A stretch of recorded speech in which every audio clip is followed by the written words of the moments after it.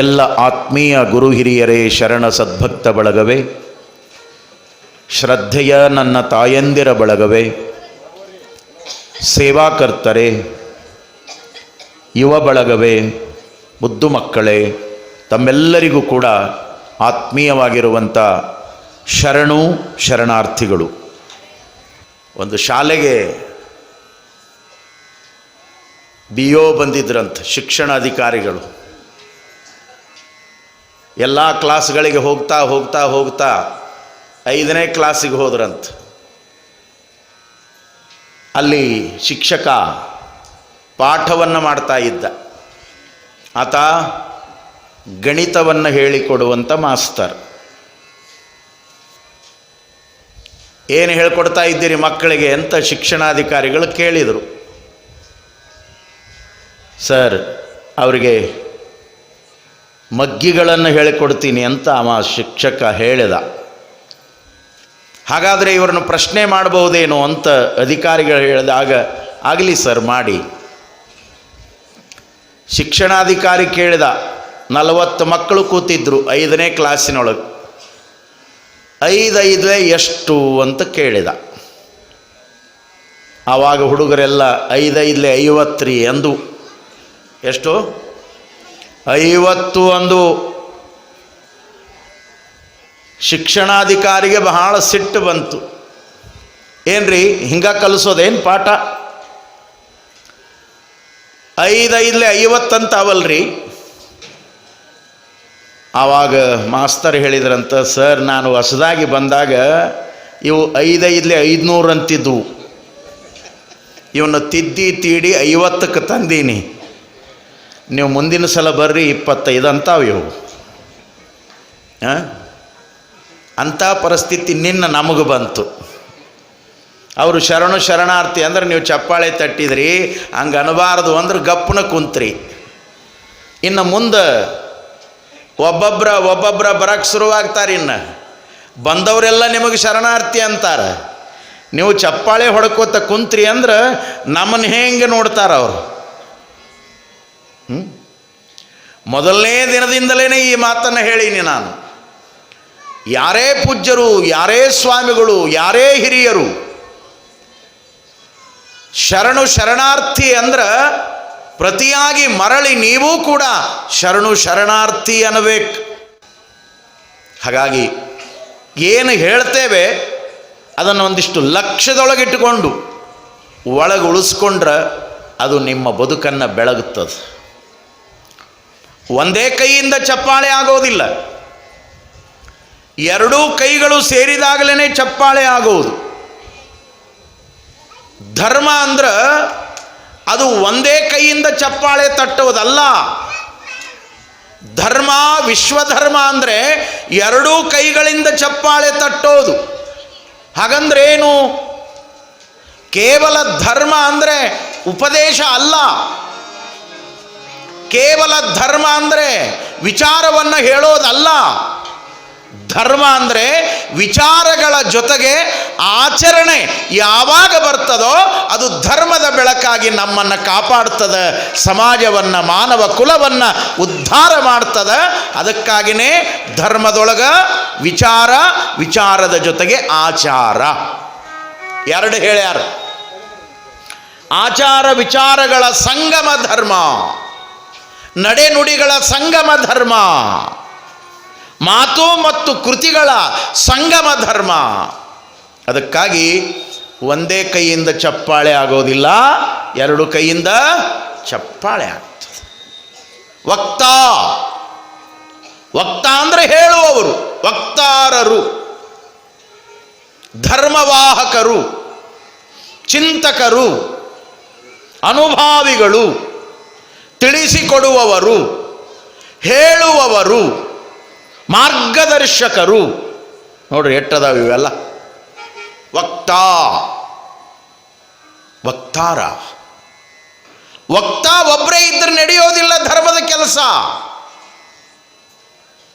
ವಕ್ತಾರರ ಜೊತೆಗೆ ಶ್ರೋತೃಗಳೂ ಇರಬೇಕಲ್ಲ. ಹೇಳುವವರಿದ್ದಾರೆ ಅಂದರೆ ಕೇಳುವವರೂ ಇರಬೇಕು.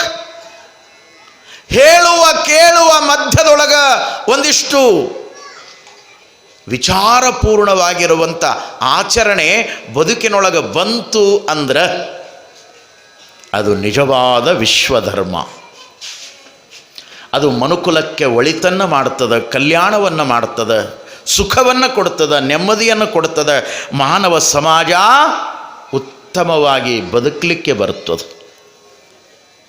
ಹಾಗಾಗಿ ನಾವು ವಿಶ್ವಧರ್ಮ ಪ್ರವಚನದ ಅಡಿಯಲ್ಲಿ ಬಹಳ ಅತ್ಯುತ್ತಮವಾಗಿರುವಂಥ ವಿಚಾರಗಳ ಜೊತೆಗೆ ನಿತ್ಯ ನಿತ್ಯ ಚಿಂತನ ಮಂಥನ ಮಾಡ್ತಾ ಸಾಗ್ತಾ ಇದ್ದೇವೆ. ನೋಡಿ, ಹಸನಾದ ಬದುಕು ಅದು ಧರ್ಮ, ವ್ಯಸನ ಮುಕ್ತವಾದ ಬದುಕು ಅದು ಧರ್ಮ. ನಿನ್ನೆ ತಾವೆಲ್ಲ ಕೇಳ್ತಾ ಇದ್ರಿ. ಹಾಗಾಗಿ ಈ ವಿಶ್ವಧರ್ಮ ಸಂದೇಶದೊಳಗೆ ವಿಶ್ವದ ಮಹಾನುಭಾವರೆಲ್ಲ ಮನುಕುಲಕ್ಕೆ ಹೇಳಿದ ಮಾತುಗಳು ಬಹಳ ಮೌಲ್ಯದಿಂದ, ಕಿಮ್ಮತ್ತಿನಿಂದ ಕೂಡಿರುವಂಥ ಮಾತುಗಳು. ಈ ಜೀವನ, ಅವನೇನು ಜೀವನವನ್ನು ಕೊಟ್ಟಿದ್ದಾನಲ್ಲ, ಯಾವನೂ ಪರಮಾತ್ಮ, ಸೃಷ್ಟಿಕರ್ತ, ಜಗದೊಡೆಯ. ಈ ಜೀವನ ಅವನು ಕೊಟ್ಟಿರುವಂಥ ಅಪರೂಪದ ಜೀವ ಇರುವವರೆಗೆ ಇದು ಜೀವನ. ಎಲ್ಲಿಯವರೆಗೆ ಇದು ಜೀವನ? ಜೀವ ಇರುವವರೆಗೆ ಜೀವನ ಅನಿಸ್ಕೊಳ್ತದೆ. ಜೀವ ಹೋದ ಮೇಲೆ ಇದು ಹೆಣ ಅನಿಸ್ಕೊಳ್ತದೆ. ನೋಡಿ, ಜೀವ ಇರುವುದರೊಳಗಾಗಿನೇ ಇದರ ಕಲ್ಯಾಣವನ್ನು ಮಾಡಿಕೊಳ್ಬೇಕು, ಇದರ ಉದ್ಧಾರವನ್ನು ಮಾಡ್ಕೋಬೇಕು. ಇಲ್ಲ ಇದು ಹಿಂಗೆ ಬಂತು, ಹಿಂಗೆ ಹೋಯಿತು ಅಂತ ಅನಿಸ್ಕೊಳ್ತದೆ. ನಾವೆಲ್ಲ ಸೃಷ್ಟಿಯೊಳಗೆ ನೋಡ್ತೇವೆ, ಒಬ್ಬ ತಾಯಿ 9 ತಿಂಗಳುಗಳ ಕಾಲ ಗರ್ಭವತಿಯಾಗಿ ಇದ್ದು, ನವಮಾಸ ಕಳೆದ ಮೇಲೆ, 9 ದಿನಗಳು ಕಳೆದ ಮೇಲೆ ಒಂದು ಮಗುವಿಗೆ ಜನ್ಮವನ್ನು ನೀಡಿದಾಗ ಆ ಮಗು ತಾಯಿಯ ಗರ್ಭದಿಂದ ಭೂಮಿಗೆ ಬಿದ್ದಾಗ ಅದು ಉಸಿರಾಡ್ತಿತ್ತು ಅಂದರೆ, ಅದು ಕಣ್ಣು ತೆರೆದಿತ್ತು ಅಂದ್ರೆ ಅದಕ್ಕೇನಂತೀವಿ? ಕವಿಯೊಬ್ಬ ಬಹಳ ಚೆನ್ನಾಗಿ ಹೇಳ್ತಾನೆ, ಕಣ್ಣು ತೆರೆದರೆ ಜನನ, ಕಣ್ಣು ಮುಚ್ಚಿದರೆ ಮರಣ. 3 ಸಾಲಿನ ಈ ಗೀತೆಯಲ್ಲಿ ಜೀವನದ ನಿಜವಾದ ಸತ್ಯವನ್ನು ಬಿಚ್ಚಿಡ್ತಾನೆ ಕವಿ. ತಾಯಿಯ ಗರ್ಭದಿಂದ ಭೂಮಿಗೆ ಬಿದ್ದಾಗ ಕಣ್ಣು ತೆರೆದಿತ್ತು ಅಂದ್ರೆ ಜನನವಾಯಿತು ಅಂತೀವಿ. ಕಣ್ಣು ತೆರೆದರೆ ಜನನ. ಒಂದು ವೇಳೆ ಜಗತ್ತಿಗೆ ಬಂದಿದೆ, ಭೂಮಿಗೆ ಬಿದ್ದಿದೆ, ಆದರೆ ಕಣ್ಣು ಮುಚ್ಚಿತ್ತು, ಉಸಿರು ಇದ್ದಿಲ್ಲ, ಅದಕ್ಕೆ ನಾವೇನಂತೇವೆ? ಮರಣ. ಕಣ್ಣು ಮುಚ್ಚಿದರೆ ಮರಣ. ಮುಂದಿನ ಮಾತು ಬಹಳ ಕಿಮ್ಮತ್ತಿನ ಮಾತು. ರೆಪ್ಪೆಗಳ ಬಡಿದಾಟವೇ ಅದು ಜೀವನ. ಎಲ್ಲಿಯವರೆಗೆ ನಿನ್ನ ಕಣ್ಣಿನ ರೆಪ್ಪೆಗಳು ಮುಚ್ತಾವೋ, ತೆಗಿತಾವೋ, ನಿತ್ಯವೂ ತಮ್ಮ ಚಟುವಟಿಕೆಯಲ್ಲಿ ತೊಡಗಿರ್ತಾವೋ, ಅಲ್ಲಿಯವರೆಗೆ ನಿನ್ನ ಜೀವನ ಇರ್ತದೆ. ಮುಚ್ಚುವ ತೆಗೆಯುವ ಕ್ರಿಯೆ ನಿಂತ ಗಳಿಗೆನೇ ಜೀವನದ ಮುಕ್ತಾಯ. ಅದಕ್ಕಾಗಿ ಜೀವ ಎಲ್ಲಿಯವರೆಗೆ ಇದರೊಳಗೆ ಇರ್ತಾನೋ ಅಲ್ಲಿವರೆಗೆ ನಿನ್ನ ಜೀವನ. ಅಂತ ಜೀವನವನ್ನು ಕೇವಲ ಭೋಗಕ್ಕಾಗಿ ಬಳಸ್ಕೋಬೇಡ. ಒಂದಿಷ್ಟು ಯೋಗಕ್ಕಾಗಿ, ಒಂದಿಷ್ಟು ಉಪಯೋಗಕ್ಕಾಗಿ ಬಳಸಿಕೋ. ಈ ನಾಡಿನ ಮಹಾತ್ಮರು, ಜ್ಞಾನಿಗಳು, ತಪಸ್ವಿಗಳು, ವಿಶ್ವಧರ್ಮದ ಪರಿಕಲ್ಪನೆಯನ್ನು ಕೊಟ್ಟಿರುವಂಥ ಮಹಾನುಭಾವರು ಒಂದು ಒಳ್ಳೆಯ ಮಾತನ್ನು ಹೇಳಿದರು. ಮನುಷ್ಯ ಜೀವನದ ಸಾರ್ಥಕತೆ ಅದು ಎದರೊಳಗದ ಅಂದ್ರೆ ಅದು ತ್ಯಾಗದೊಳಗದ, ಅದು ಭೋಗದೊಳಗಿಲ್ಲ. ಉಪನಿಷತ್ಕಾರರು ಹೇಳ್ತಾರೆ, ತ್ಯಾಗೇ ನೈಕ ಅಮೃತತ್ವ ಮಾನಶು. ಮನುಷ್ಯನಿಗೆ ಅಮೃತತ್ವದ ಸದ್ಗತಿ ಸಿಗಬೇಕು ಅಂದ್ರೆ ಅವನು ತ್ಯಾಗಿ ಆಗಬೇಕು. ಒಂದಿಷ್ಟು ತನ್ನನ್ನು ತಾನು ತ್ಯಾಗದ ಜೀವನಕ್ಕಾಗಿ ಬಳಸ್ಕೊಳ್ಬೇಕು. ಅದಕ್ಕಾಗಿಯೇ ಜೀವನ ತ್ಯಾಗಕ್ಕಾಗಿ, ಉಪಯೋಗಕ್ಕಾಗಿ ಇರಬೇಕೇ ವಿನಃ ಕೇವಲ ಭೋಗಕ್ಕಾಗಿ ಅಲ್ಲ. ಭೋಗಕ್ಕಾಗಿ ಅಲ್ಲ. ನೋಡಿ, ಸಂಸ್ಕೃತದಲ್ಲಿ ಭಾಳ ಚಲೋ ಒಂದು ಮಾತನ್ನು ಹೇಳ್ತಾರೆ ನಮ್ಮ ಹಿರಿಯರು. ಧರ್ಮ ಅಂದ್ರೆ ಏನು ಅನ್ನೋದಕ್ಕೆ ಬಹಳ ಚಂದ ಹೇಳಿದ್ರು ಅವರು. ಲೋಕಹಿತಂ ಧರ್ಮಂ. ನೋಡಿ ಎಷ್ಟು ಸೂತ್ರಬದ್ಧವಾದ ವಿಶ್ವಧರ್ಮದ ಮಾತುಗಳು ಇವೆಲ್ಲ, ಸಂದೇಶಗಳು. ಲೋಕಹಿತಂ ಧರ್ಮಂ.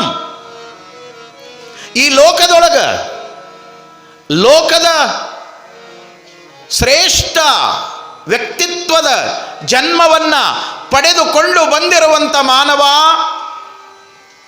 ನೀನು ಈ ಲೋಕದ ಹಿತವನ್ನು ಬಯಸಬೇಕು. ಮಾನವ ಲೋಕದ ಕಲ್ಯಾಣವನ್ನು ಬಯಸಬೇಕು. ನಿನ್ನೊಳಗೆ ಕರುಣಾರಸ ತುಂಬಬೇಕು. ನೀನು ಧರ್ಮಿಷ್ಠನಾಗಿ ಬಾಳಬೇಕು. ಅದಕ್ಕಾಗಿ ಅವರು ಹೇಳಿದರು, ಲೋಕಹಿತಂ ಧರ್ಮಂ. ಜಗತ್ತಿನ ಹಿತವೇ, ವಿಶ್ವದ ಹಿತವೇ, ಈ ತತ್ವದ ಅರಿವೇ ಅದು ವಿಶ್ವಧರ್ಮ. ವಿಶ್ವಧರ್ಮ ವಿಶ್ವಧರ್ಮ ಅಂತ ಲೋಕಹಿತದ ಜೊತೆಗೆ ಈ ಬದುಕು ಸಾಗಬೇಕು.